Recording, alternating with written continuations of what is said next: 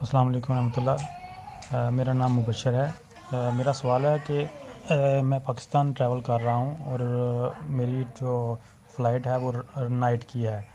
मैं रात 12 बजे चलूँगा यहाँ से और सुबह सहरी के टाइम मैं पाकिस्तान पहुँच जाऊँगा। तो मुझे उस सूरत में वहाँ पे रोज़ा रखना चाहिए या मैं वो सफ़र में ही खिलाऊँगा, कैसा होगा वो?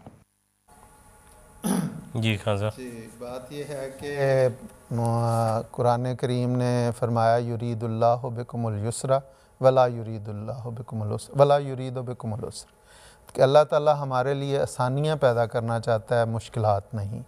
और अगर ये यहाँ से ट्रैवल करके वहाँ गए हैं और सेरी के वक़्त पहुँच गए हैं और आसानी है इनके लिए, सेरी मुयस्सर है, जहाँ पे गए हैं उन्हें भी कोई तकलीफ़ नहीं है, तो कोई हरज की बात नहीं है। चूँकि ये वहाँ पहुँच गए हैं तो अगर इनके लिए आसानी है तो रोज़ा रख लें।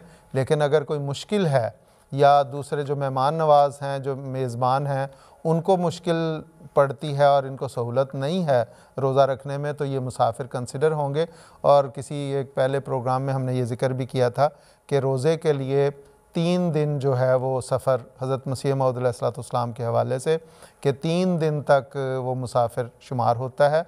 और अगर 3 दिन से ज़्यादा उनका क़याम है और वहाँ पे पहुँच गए हैं और वो रोज़ा रख सकते हैं तो रख लें, और अगर नहीं रख सकते तो 3 दिन से कम उनका क़याम है तो वो बेशक उसको छोड़ दें और जब वापस आएँ अपने शहर, अपने क़याम गाह पे, तो वहाँ पे रोज़ा रख लें।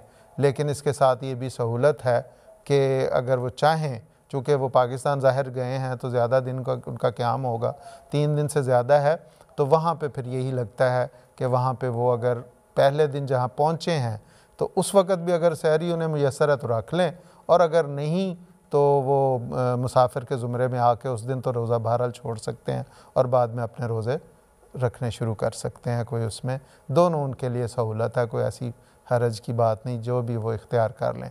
हाँ, अगर वो रोज़े के बाद वहाँ पहुँचते तो फिर वो रोज़ा उन्हें नहीं रखना चाहिए था, क्योंकि सफ़र के दौरान जो है, आने या जाने के वक़्त जो दौरान रोज़ा आता है, वो उससे वो बहरहाल मुसाफिर कंसिडर होंगे, और उसमें अगर वो रोज़ा रखते हैं तो एक लिहाज से वो कुरानी हुक्म की नाफरमानी करने वाले शुमार होंगे। इसलिए इस पे भी हमें ज़ोर देना चाहिए कि जो अल्लाह ताला ने रुख्सत दी है उसके फ़ायदा उठाना भी उसी तरह है जिस तरह हम उसकी हज़ीमत या फ़र्ज़ियत पे अमल करते हैं। ठीक है, जज़ाकल्लाह खासा।